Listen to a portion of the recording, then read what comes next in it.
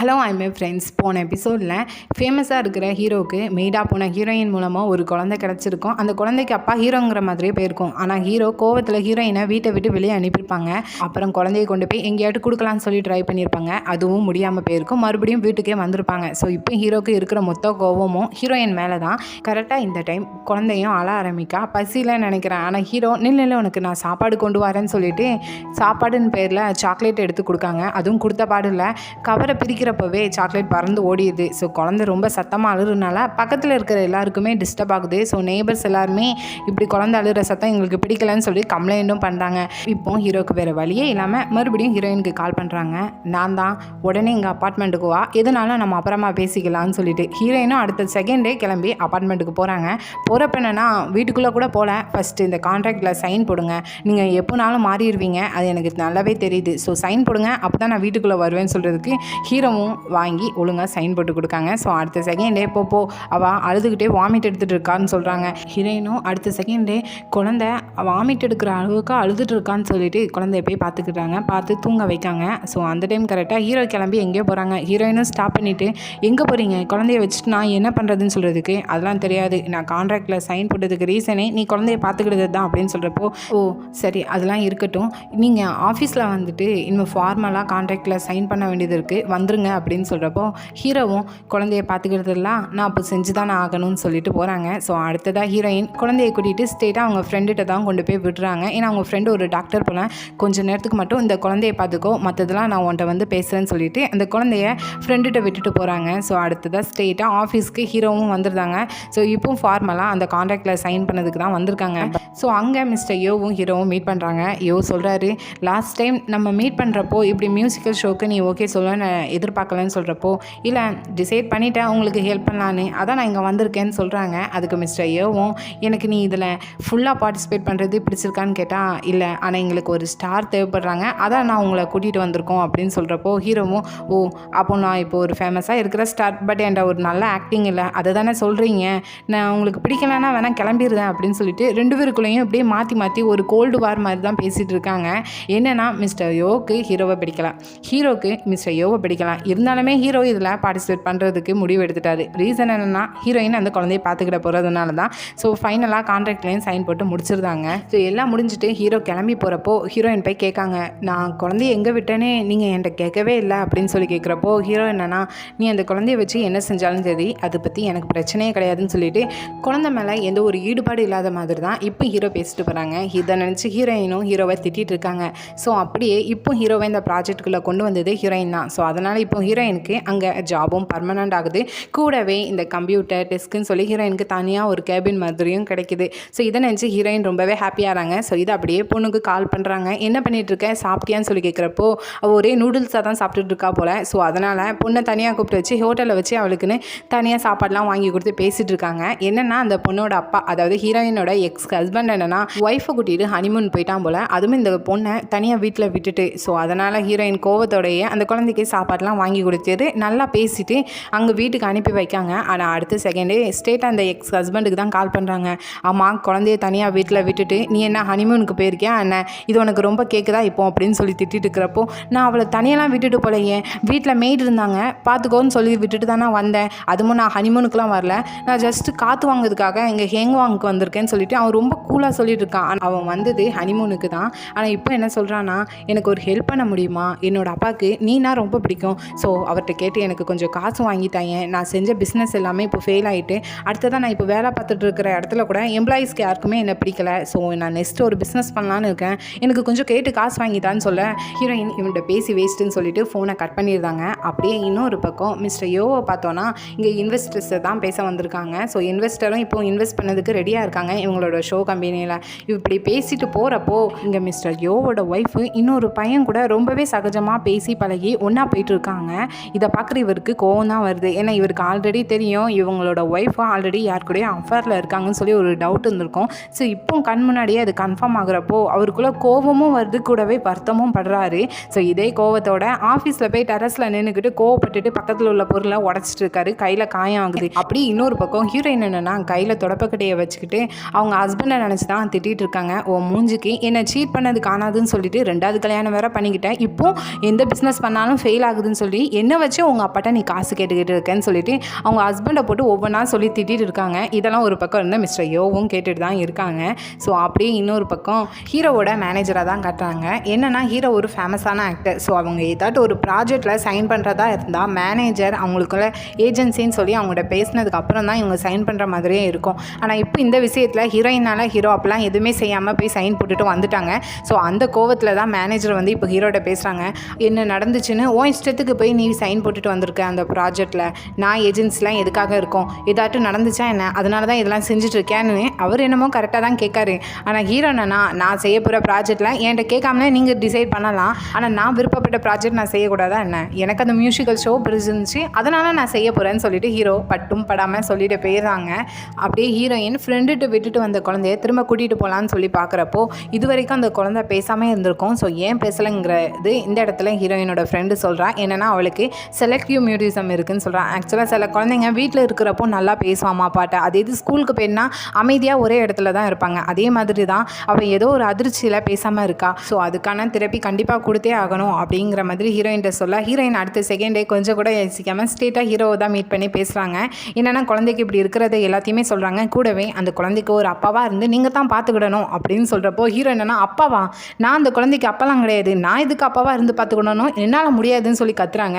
ஹீரோயினும் அவளுக்கு இருக்கிற நிலைமையை யோசித்து பாருங்க, இப்படியே இருந்துட்டானா ஃப்யூச்சர்லேயும் அவள் அப்படியே தான் இருப்பா. ஸோ ஒரு அப்பாவாக இருந்து அதுக்கான அன்பை நீங்கள் கொடுத்தா தான் அவளால் பேச முடியும். அந்த குழந்தைய பார்க்குறப்போ பாவமாக தெரியலையான்னு சொல்லி ஹீரோயின் சொல்ல, ஹீரோ என்னன்னா அது சரி தான், என் லைஃப்பில் நீயும் அந்த குழந்தை வந்ததுலேருந்து என்னோட லைஃபே பாவமாக தான் போயிட்டுருக்கு, நான் எதுக்கு அந்த குழந்தைக்கு அதெல்லாம் செய்யணும்னு சொல்லிட்டு ஹீரோ கண்டுக்கிடாமல் போகிறாங்க. ஆனால் கொஞ்ச நேரத்தில் மறுபடியும் ஹீரோயினை தனியாக மீட் பண்ணி வச்சுட்டு அந்த குழந்தைய நம்ம எங்கேயாட்ட அனுப்பிடுவோம், ஏன்னா அந்த குழந்தைக்கு தான் பேசவே தெரியலையே, ஸோ நீ யார் நான் யாருன்னு அந்த குழந்தைக்கு சொல்ல தெரியாது, நம்மளுக்கு பிரச்சனை இருக்காதுன்னு சொல்லவும் ஹீரோயின் அடுத்த செகண்டே ஹீரோவோட காலில் ஒரே மிதி கொடுக்காங்க. அது ஒரு பிஞ்சு குழந்தை, அந்த குழந்தைய போய் எங்கேயாட்டு அனுப்பிடணும்னு நீ சொல்லிட்டு இருக்க, நீலாம் ஒரு மனுஷன் தானா, நடிப்பே தெரியாமல் ஆக்டர்னு சொல்லிட்டு தெரியுற ஆள் தானே நீன்னு சொல்ல, பதிலுக்கு ஹீரோவும் அது சரி இவ்வளோ வாய் பேசினா கல்யாணம் முடிஞ்சதுக்கப்புறம் எந்த ஹஸ்பண்டாலும் சீட் பண்ணிட்டு விட்டுட்டு போவான் தான், அதனால தான் உன்னோட ஹஸ்பண்ட் விட்டுட்டு போயிட்டான்னு சொல்லிட்டு ரெண்டு பேரும் மாற்றி மாற்றி இப்படியே ஆர்கியூமெண்ட் பண்ணிட்டு இருக்காங்க. ஒரு வழியாக ஹீரோயினே சத்தம் போட்டு கத்திட்டு அந்த இடத்துலேருந்து விலகி வராங்க. இன்னொரு பக்கம் நைட் டைம் ஆனதும் ஹீரோ அவங்களோட ஃப்ரெண்டை தான் போய் மீட் பண்ணுறாங்க. ஏன்னா அந்த குழந்தையோட அம்மா எங்கே போயிருக்கான்னு கண்டுபிடிக்க சொல்லியிருந்தாங்களா, அது கண்டுபிடிச்சிட்டாங்க போல். என்னென்னா ஹீரோவோட ஃபர்ஸ்ட் லவ் அந்த பொண்ணு இப்போ ரீசெண்டாக மேரேஜ் ஆகி அமெரிக்காவில் செட்டில் ஆகிட்டா போல். ஸோ அதனால தான் லாஸ்ட்டாக உன்னோட ஃபோன் நம்பரையும் அட்ரஸையும் என்கிட்ட கேட்டிருக்கா, உன்னை லாஸ்ட்டாக மீட் பண்ணணும்னு சொல்லிட்டு. நானும் என்னமோ ஏதாட்டு வீடியோ கிளிப்பை காட்டி உன்கிட்ட பிளாக்மெயில் பண்ணுறதுக்காக தான் உன்னோட அட்ரஸ் எல்லாம் கேட்டாலும் நினச்சேன்னு சொல்லிட்டு ஃப்ரெண்டு சொல்ல, இதெல்லாம் கேட்டுட்டு இருக்கிற ஹீரோக்கு தான் உண்மை என்னன்னு தெரியும். ஏன்னா அந்த குழந்தைய அனுப்புறதுக்காக தான் அவள் எல்லாமே கேட்டிருக்கா. அதுக்கப்புறம் தான் மேரேஜ் ஆகி அமெரிக்காவில் செட்டில் ஆகணும்னு சொல்லி அவள் பிளான் போட்டு எல்லாமே செஞ்சுருக்கான்னு சொல்லி ஹீரோக்கு தெரிய வந்து இதோட டென்ஷனோட வீட்டுக்கு போகிறாங்க. அங்கே பார்த்தோன்னா ஹீரோயின் ஆல்ரெடி குழந்தைய வச்சு தூங்க வச்சுட்டு இருக்காங்க. இதை பார்க்குற ஹீரோக்கு ஹீரோயினை பார்த்ததும் கோவம் வருது. ஆனால் கோவத்தெல்லாம் கண்ட்ரோல் பண்ணிவிட்டு வெளியே ஹீரோயின் வந்ததுமே ஒயின் ஊற்றி கொடுக்காங்க, வாங்க ஒயின் குடிக்கலான்னு சொல்லிட்டு. அது மட்டும் கிடையாது, நம்ம ரெண்டு பேருக்குள்ளே அவ்வளோ பெரிய ஆர்குமெண்ட் வந்ததுக்கு காரணம் எல்லாம் அந்த குழந்தைய பார்த்துக்கிட்டதுக்கு தானே அப்படின்னு சொல்லிட்டு எல்லாத்தையும் மறந்து ரெண்டு பேரும் ஒயின் குடிச்சிட்டு இருக்காங்க. ஸோ இப்போ இவ்வளோ நேரம் ஹீரோக்குள்ள இருந்த அந்த கோவம் எங்கே போச்சுன்னு பார்த்தோன்னா இப்போ ஹீரோயின்ட்ட கேட்காங்க, எனக்கு புரியுது அந்த குழந்தைக்கு ரெஸ்பான்சிபிள் நம்ம தான், ஸோ அந்த குழந்தைக்கு ஒரு அம்மாவா நீங்களே இருந்துருங்களேன் அப்படின்னு சொல்லி ஹீரோ கேட்க, இதை கேட்குற ஹீரோயினுக்கு பெரிய ஷாக்காக இருக்குது. நானா என்ன என்ன என்ன சொல்கிறீங்க அப்படின்னு சொல்லி ஹீரோயின் திணறிட்டு இருக்க. கரெக்டாக இந்த டைமில் காலிங் பெல் அடிக்குது. ஸோ அதனால் ஹீரோயின் சரசரன்னு கையில் வச்சிருந்த ஒயின் எல்லாத்தையும் கொண்டுட்டு போய் அந்த குழந்தை தூங்கிட்டு இருக்கிற அதே ரூம்குள்ளே போயிருந்தாங்க. ஹீரோவும் எதுவுமே நடக்காத மாதிரி போய் ஓப்பன் பண்ணால் அந்த இடத்துக்கு ஹீரோவோட ஃப்ரெண்டு யூரான்னு ஒரு பொண்ணு வந்திருக்கான். ஆக்சுவலாக இவன் நியூயார்க்கில் ஃபேஷன் டிசைனிங் முடிச்சுட்டு இன்றைக்கி தான் கொரியா வந்திருக்கான். ஆனால் ஸ்ட்ரெயிட்டாக அவங்க வீட்டுக்கு கூட போகாமல் ஹீரோவை தான் பார்க்கறதுக்காக வந்திருக்கா. ஹீரோவும் வந்ததுமே நீ ரொம்ப அழகாக இருக்க, இன்னும் அந்த அழகு அப்படியே தான் இருக்குதுன்னு சொல்கிறதுக்கு நான் மட்டுமா, நீங்கள் ஆக்ட் பண்ணுற அந்த ஆக்ட்ரஸ்லாம் ரொம்ப அழகாக தானே இருக்காங்க, அப்படிலாம் கிடையாது, உண்மையாகவே நீ ரொம்ப அழகாக இருக்குன்னு சொல்லிட்டு அந்த பொண்ணை பார்த்து ஹீரோ கொஞ்சம் வலிகிற மாதிரி இருக்குது. ஏன்னா ஹீரோக்கு அந்த பொண்ணு பிடிச்சிருக்கு போல். ஸோ இவங்க ரெண்டு பேரும் இப்படியே பேசிட்டு இருக்கிற டைம் இங்கே ரூமில் இருக்கிற ஹீரோயினுக்கு அர்ஜென்ட்டாக பாத்ரூம் போக வேண்டியதாக இருக்குது. ஸோ அந்த யூரா பொண்ணு கண்ணுக்கு படாமல் பாத்ரூம் போகிறாங்க. அப்படியே இன்னொரு பக்கம் அந்த யூரா பொண்ணு இங்கே வந்ததுக்கான ரீசனை சொல்கிறேன். ஆக்சுவலாக இவங்க ஃபேஷன் டிசைனிங் நியூயார்க்கில் முடிச்சதுமே அங்கே ஒரு ஃபேஷன் கம்பெனியில் ஒர்க் பண்ணியிருப்பான். இப்போ அதே இது இங்கே கொரியாவுக்கும் வந்திருக்கான், அதே கம்பெனியில் தான். பட் அங்கே வந்து இப்போ சீஃப் மேனேஜராக இருக்கா. ஸோ இவங்களோட நெக்ஸ்ட் மாடலாக ஹீரோவை தான் கன்சிடர் பண்ணுறாங்க போல். ஸோ அதுக்கு இவங்களோட பர்மிஷன் வாங்குறதுக்காக தான் வந்திருக்கா. ஸோ ஹீரோவும் இதை கேட்டதுமே நோனா சொல்லுவாங்க, கண்டிப்பாக பண்ணுறேன்னு தான் சொல்கிறாங்க. ஸோ அப்படியே பேசி முடிச்சதும் அவள் லைட்டாக மேட்ருக்கு வரான். ஆமாம், ஒரு வேளைக்கு நான் நியூயார்க் போகாமல் இருந்திருந்தா நம்மளுக்குள்ளே என்ன இருந்திருக்குன்னு சொல்லி அவள் ஹீரோட்ட கேட்க இதுக்கு ஹீரோ என்ன பதில் சொன்னன்னு தெரியாமல் திணறிட்டு இருக்கப்போ தனியாக ரூமில் தூங்கிட்டு இருக்கிற குட்டி பொண்ணு என்னென்னா அழ ஆரம்பிக்கா. ஹீரோயின் வேறு பாத்ரூமில் இருக்காங்க. ஸோ ஹீரோ சடனாக எங்கள் யூரா இதை பார்த்துட்டு யார் என்னன்னு கேட்பாலன்னு சொல்லிட்டு இவ்வளோ அழகான பொண்ணுங்க இந்த நேரத்துக்கு இங்கே இருக்கக்கூடாது வாவா அப்படின்னு சொல்லி கையை பிடிச்சி இழுத்துட்டு போகிறாங்க. ஆனால் கரெக்டாக அவள் ஃபோனை நான் ரூம்லேயே விட்டுட்டு வந்துட்டேன்னு சொல்லிட்டு ரிட்டன் உள்ளே வரதப்போ கரெக்டாக ஹீரோயின் பாத்ரூம்லேருந்து வெளியே வரதை பார்த்துருதா. ஸோ அடுத்ததாக ஹீரோ சமாதானப்படுத்துகிறாங்க. இல்லை அவள் இப்போ வந்து மியூசிக்கல் ஷோவோட எம்ப்ளாயி தான், அதை பற்றி பேச வந்தா. இந்த டைமில் நீ எங்களை 2 பேர்த்தையும் ஒன்றா பார்த்தா தப்பாக நினச்சிக்கிடுவாங்கன்னா நான் உன்ட்ட இதெல்லாம் சொல்லலை அப்படின்னு சொல்லி சமாதானப்படுத்துகிறாங்க. பதிலுக்கு ஹீரோவும் இந்த மாதிரி டைமில் உங்கள் வீட்டில் ஒரு பொண்ணு தனியாக இருக்காங்கன்னு மற்றவங்களுக்கு தெரிஞ்சால் அது உங்களோட கரியரே ஸ்பாயில் பண்ணிடும், அதை மட்டும் ஞாபகம் வச்சுக்கன்னு சொல்லிட்டு போகிறா. ஸோ அப்படியே இப்போ ஹீரோ ஸ்ட்ரெயிட்டாக ஹீரோயின்ட்ட வந்து பேசுகிறாங்க. என்னென்னா அந்த குழந்தைய ஒரு பேபி சிட்டராக இருந்து ஹீரோயின் பார்த்துக்கணும், அதுக்கான சம்பளம் எல்லாமே தாரேன்னு சொல்கிறாங்க. ஹீரோயினும் எல்லாத்துக்கும் ஓகே, எனக்கு மாதம் $3000 அப்படியே போக எனக்கு போனஸ் ஒரு $1000 நீங்கள் தரணும்னு சொல்கிறதுக்கு ஹீரோ கொஞ்சம் கூட யோசிக்கலாம். எல்லாமே தரேன், இப்போவுமே அந்த குழந்தைய கூட்டிகிட்டு இங்கேருந்து உடனே கிளம்பு அப்படின்னு சொல்கிறாங்க. கிளம்பணுமா? நானே ஒரு வீடு கூட இல்லாமல் ஹோட்டல் ஹாஸ்டல்னு தங்கிட்டு இருக்கேன், இதில் குழந்தைய எப்படி நான் பார்த்துக்கிடுவேன்னு சொல்கிறதுக்கு ஹீரோ அப்போ எப்படி குழந்தைய வச்சு பார்த்துக்கிடுவேன்னு சொல்லிட்டு சரி நீ வீட்டிலேயே இருந்துட்டு குழந்தைய பார்த்துக்கோ, அதுக்கான சம்பளம் எல்லாம் நான் தாரேன்னு சொல்லிட்டு 2 பேருக்குள்ளேயும் ஒரு கான்ட்ராக்ட் போட்டு முடிச்சுக்கிட்டாங்க. இனி ஹீரோயின்ஸ் இங்கே ஹீரோ வீட்டில் இருந்து குழந்தைய பார்த்துக்கிட்டது தான் வேலையே. ஸோ அப்படியே மறுநாள் விடிஞ்சதும் சமையல்லாம் செஞ்சு குழந்தைக்கும் கொடுத்துட்டு அங்கேருந்து ஸ்ட்ரெயிட்டாக குழந்தைய கூட்டிகிட்டு பேபி கிளாஸ் தான் கொண்டு போய் விடுறாங்க. ஸோ அங்கே ஹீரோயினோட ஃப்ரெண்டை மீட் பண்ணி நடந்த கதை எல்லாத்தையுமே சொல்கிறாங்க. அந்த குழந்தை ஹீரோவோட குழந்தை தான்ங்கிற எல்லா கதையுமே சொன்னதும் அவங்களுக்குமே ஷாக்காக தான் இருக்குது. ஸோ எல்லாம் முடிஞ்சதும் ஹீரோயின் வேலைக்கு போயிருந்தாங்க. அங்கே வேலை செஞ்சுட்டு இருக்கிற டைம் கரெக்டாக இங்கே கிளாஸ்லேருந்து கால் வருது, இப்படி குழந்தை அழுதுகிட்டே இருக்கான்னு சொல்லிட்டு. ஸோ ஹீரோயின் தான் போய் அந்த குழந்தைய சமாதானப்படுத்துகிறாங்க. ஸோ அதுக்கப்புறம் ஹீரோயினோட ஃப்ரெண்டுகிட்ட என்னன்னு கேட்குறப்போ அவங்களும் சொல்கிறாங்க அவளுக்கு அவள் அம்மா மேலே இருக்கிற வெறுப்பு, அவள் இப்போ புதுசாக பார்க்குற ஆட்கள் போதாதுக்கு இந்த சொசைட்டி, இது எல்லாம் தான் அவள் இப்போ நடந்துக்கிறதுக்கு காரணம்.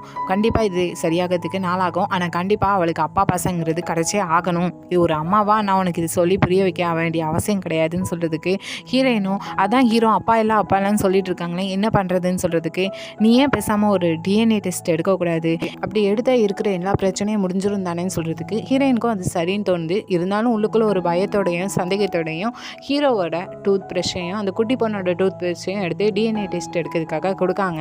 ஸோ அப்படியே கொஞ்ச நேரத்தில் இங்கே ஷோ கம்பெனியில் மீட்டிங் தான் நடந்துகிட்ருக்கு. ஆனால் அங்கே எல்லாருமே இருக்காங்க, ஹீரோ மட்டும்தான் இல்லை, என் ஹீரோவோட மேனேஜர் கூட அங்கே தான் இருக்காங்க. ஸோ ஹீரோ வரலன்னு சொல்லிட்டு எல்லாருமே கோவத்தில் இருக்காங்க. மிஸ்டர் யோ கூட கோவத்தில் எந்திரிச்சு போகிறாங்க. கரெக்டாக அந்த டைமில் தான் ஹீரோவும் வராங்க. வந்ததும் ஒரு சாரி இல்லை ஒரு அநியாசியம்னு சொல்லி யார்ட்டையும் எதுவும் சொல்லாமல் அவங்க பாட்டில் போய் உட்கார்ந்தாங்க. இதை பார்க்குற மிஸ்டர் யோக்கு ரொம்பவே கோவம் வருது. அவர் என்னென்னா வந்தது லேட்டு, ஃபஸ்ட்டு ஒரு சாரி கேளுங்கன்னு சொல்கிறதுக்கு ஹீரோவும் எல்லோரும் என்னை மன்னிச்சிக்கோங்க லேட்டாக வந்துட்டேன்னு சொல்லிட்டு ஜஸ்ட்டு ரொம்பவே ஒரு கூலாக சொல்கிறாங்க. இது மிஸ்டர் யோக்கு சுத்தமாகவே பிடிக்கல. ஸோ அதனால் மிஸ்டர் யோ எங்களுக்கு இப்படி மரியாதை தெரியாத ஆள் யாரும் தேவையில்லை, நீங்கள் இங்கேருந்து போகலான்னு சொல்ல பதிலுக்கு ஹீரோவும் அப்போ உங்களுக்கு மரியாதை தெரிஞ்சவங்க தான் வேணுமா, என்னை மாதிரி ஸ்டார் யாரும் வேண்டாமான்னு சொல்கிறதுக்கு இங்கே நிறைய பேர் நிறைய மரியாதை தெரிஞ்ச ஸ்டார் இருக்காங்க, எங்களுக்கு நீங்கள் தேவையில்லை நீங்கள் போகலான்னு சொல்லி கோவத்தோட சொல்ல ஹீரோவும் கோவத்தில் அங்கேருந்து கிளம்பி போகிறாங்க. ஸோ அந்த மீட்டிங் அப்படியே கலைஞ்சிருது.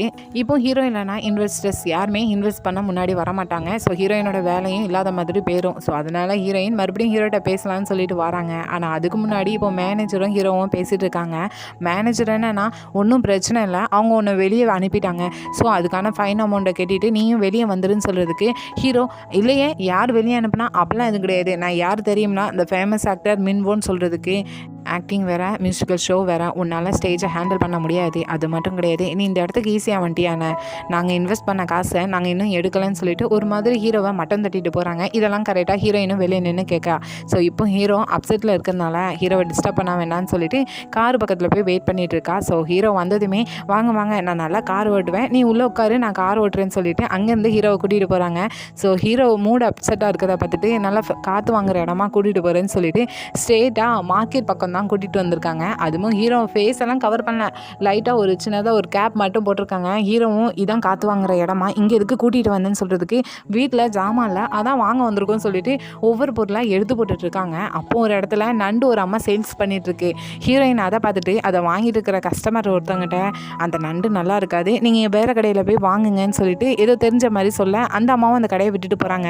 ஸோ இதெல்லாம் கரெக்டாக சேல்ஸ் பண்ணிட்டு இருக்கிற அந்த ஓனர் அம்மா பார்த்துட்டாங்க. ஸோ ஹீரோயின்கிட்ட போய் கேட்காங்க, நீ பாத்தியா அந்த நண்டு நல்லா இல்லை, நீ பார்த்தியா? எதை வச்சு நீ அப்படி சொல்லிட்டு இருக்க? கஸ்டமரெல்லாம் போக வச்சுட்டு இருக்கேன்னு சொல்லி ஹீரோயினை திட்டேன். ஆமாம், இதே மாதிரி நண்டை நானும் இதே ரேட்டு கொடுத்து தான் வாங்கினேன், அது நல்லாவே இல்லை, அதே தானே இதுவும் எனக்கு நல்லா தெரியும் அப்படின்னு ஹீரோயின் சொல்ல. அப்படிலாம் எதுவும் கிடையாது, நீ போய் சொல்லிட்டு இருக்க அப்படின்னு சொல்லிட்டு பக்கத்தில் இருக்கிற ஹீரோவை பார்த்துட்டு, நீ இந்த பொண்ணோட ஹஸ்பண்ட் தானே, நீ இவளுக்கு சொல்லி புரியவேன்னு சொல்லிட்டு ஹீரோவை பிடிச்சி இருக்காங்க. அதில் ஹீரோ போட்டிருந்தா அந்த கேப் லைட்டாக விலகிடுது. ஸோ அங்கே இருக்கிற ஆன்டிஸ் கூட்டம்லாம் இப்போ ஹீரோவை ஃபாலோ பண்ண ஆரம்பிக்காங்க. ஹீரோவும் ஹீரோயினும் ஒரு வழியாக டைவர்ட் பண்ணிவிட்டு வீட்டுக்கு வந்துருந்தாங்க. ஸோ அப்படியே சாப்பிட்டுட்டு இருக்காங்க.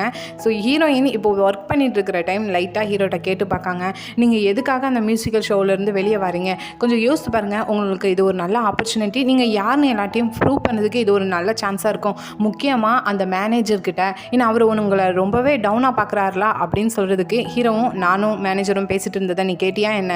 எதுக்கு நீ இப்படி பேசிட்டு இருக்க? ஃபஸ்ட்டு பாரு, உன்னோட லைனை நீ கிராஸ் பண்ணாத, இங்கே ஜஸ்ட்டு நீ ஒரு மெய்டு தான், என்னோட வேலையில் நீ தலையிடாமல் இருந்தால் நல்லதுன்னு சொல்லிட்டு ஹீரோயினை ஹெல்ப் பண்ணுற மாதிரி திட்டிட்டு போயிருந்தாங்க. அப்படியே இன்னொரு பக்கம் மிஸ்டர் யோவை தான் காட்டுறாங்க. என்னென்னா அவர் இதுக்கு முன்னாடி நிறைய ப்ராஜெக்ட் செஞ்சுருப்பார் போல், அதெல்லாம் ஃபெயில் ஆகிட்டு இப்போ ஹீரோ கூட செய்ய போகிற இந்த ப்ராஜெக்ட்டும் ஃபெயில் ஆகிட்டேன்னா அவருக்கு கடன் தொலை வர அதிகமாக இருக்குது, ஸோ பிரச்சனையாக இருக்குன்னு சொல்லிட்டு ஹீரோவை தனியாக ஒரு ரெஸ்டாரண்ட்டுக்கு தான் கூப்பிட்டு பேசிகிட்டு இருக்காரு. எனக்கு நீ சொன்னது நல்லாவே புரியுது, எனக்கு இப்போ ஒரு ஸ்டார் தான் தேவைப்படுறாங்க, எந்த ஒரு ஆக்டரும் கிடையாது. ஏன்னா நான் இதுக்கு முன்னாடி செஞ்ச ப்ராஜெக்ட் எல்லாமே ஃபெயில் ஆகிருக்கு, இப்போ இந்த ப்ராஜெக்ட்டும் ஃபெயில் ஆகிட்டுனா கண்டிப்பாக எனக்கு கடன் பிரச்சனை இருக்க தான் செய்யுது. ஆனால் இது உனக்கு எந்த விதத்துலையும் அஃபெக்ட் ஆகாது, உனக்கு எந்த பிரச்சனையும் கிடையாது. ஆனால் என்ன மாதிரி இருக்கிற ப்ரொடியூசருக்கெல்லாம் இது ஒரு பெரிய பிரச்சனை தான் சொல்கிறதுக்கு ஹீரோ, எதை வச்சு நீங்கள் இப்படி சொல்லிட்டு இருக்கீங்க? இதுக்கு முன்னாடி நான் செஞ்ச ப்ராஜெக்ட் எல்லாமே என்னோடய ஏஜென்சி சூஸ் பண்ணதாக இருக்கலாம், ஆனால் அதில் என்னோட பங்களிப்பு இருக்குது, நானும் என்னோட பெஸ்ட்டை கொடுத்து அதில் ட்ரை பண்ணியிருக்கேன். ஆனால் நீங்கள் அப்படி கிடையாது, ஸ்டார்டிங்லேருந்து இப்போ வரைக்கும் நீங்கள் என்ன டவுனாக தானே பார்த்துட்ருக்கீங்கன்னு சொல்கிறதுக்கு மிஸ்டர் யோ, என்னென்னா எனக்கு புரியுது, நான் கோவத்தில் என்ன பேசுகிறேங்கிறத என்னால் கண்ட்ரோல் பண்ண முடியல, ஸோ நீ அதை புரிஞ்சுக்கிடுவேன்னு நினைக்கிறேன், நாளைக்கு ரிஹர்சலுக்கு வந்துடு அப்படின்னு சொல்லிட்டு மறுபடியும் அந்த மியூசிக்கல் ஷோக்கு ஹீரோவை வர சொல்லிட்டு போகிறாங்க. ஹீரோவும் என்ன இது எந்த விதத்தில் மன்னிப்பு கேட்குறதா இருக்கும்னு சொல்லி திங்க் பண்ணிட்டு இருக்காங்க. அப்படியே நைட் டைம் ஆகுது. ஹீரோயின் குழந்தையை கூட்டிகிட்டு வீட்டுக்கு வந்துட்டு இருக்கிறப்போ கரெக்டாக ஹீரோ வர வழியில் பீர் வாங்கிட்டு வா, இங்கே வீட்டில் ஒன்றுமே இல்லைன்னு சொல்கிறாங்க. ஸோ ஹீரோயினும் அடிச்சு பிடிச்சிட்டு பீரை வாங்கிட்டு வந்துட்டு இருக்கிறப்போ அந்த டைம் கரெக்டாக ஹீரோவுக்கு மெசேஜ் வருது, நீங்கள் கொடுத்த அந்த டிஎன்ஏ டெஸ்ட் ரிப்போர்ட் டெலிவரி ஆகுது உங்கள் வீட்டுக்கு அப்படின்னு சொல்லிடுது. ஸோ ஹீரோயின் அடிச்சு பிடிச்சி ஹீரோ வேறு வீட்டில் இருக்கான், ஸோ அந்த ரிப்போர்ட்டை ஹீரோ வாங்கிடக்கூடாதுன்னு சொல்லிட்டு ஹீரோயின் ஃபாஸ்ட்டாக வந்துட்டு இருக்காங்க. ஆனால் அந்த டைம் கரெக்டாக ஹீரோக்கு யூராட்டிருந்து கால் வருது, 2 பேரும் மீட் பண்ணலாமா டின்னருக்கு அப்படின்னு சொல்லிட்டு. ஸோ ஹீரோவும் ரொம்ப ஹாப்பியாக யூராவை பார்க்க போகலான்னு சொல்லிட்டு கிளம்பி லிஃப்ட்டை விட்டு வெளியே வரதப்போ இங்கே அந்த டெலிவரி பாய் வெயிட் பண்ண முடியாமல் பக்கத்தில் இருக்கிற செக்யூரிட்டிகிட்ட கேட்காங்க, இந்த ரிப்போர்ட்டை நீங்கள் நம்பர் 702 இருக்கிறவங்ககிட்ட கொடுத்துருவீங்களா, நான் அர்ஜென்ட்டாக போக வேண்டியது இருக்குன்னு சொல்லி பேசிகிட்டு இருக்கேன். கரெக்டாக அந்த வழியாக கிராஸ் ஆகி போய்கிட்டு இருக்கேன், ஹீரோவோட கதில் விழுந்துருது. ஸோ அதுலேருந்து ஒரு 5 மினிட்ஸ் கழிச்சு தான் ஹீரோயினை அந்த இடத்துக்கு அடிச்சு பிடிச்சி ஓடி வந்துட்டு இருக்காங்க. ஆனால் அதுக்குள்ளே ஹீரோ அந்த ரிப்போர்ட்டை படித்து பார்த்துட்டாங்க போல். ஸோ ஹீரோயினுக்கு போல வெறியில் அந்த இடத்துல நின்று பார்த்துட்டு இருக்கிறதோட இந்த பாட்டு முடியுது. ஸோ இந்த வீடியோ பிடிச்சிருந்தா லைக் பண்ணுங்கள், ரொம்ப பிடிச்சிருந்தா சப்ஸ்கிரைப் பண்ணுங்கள். Thank you, bye bye friends.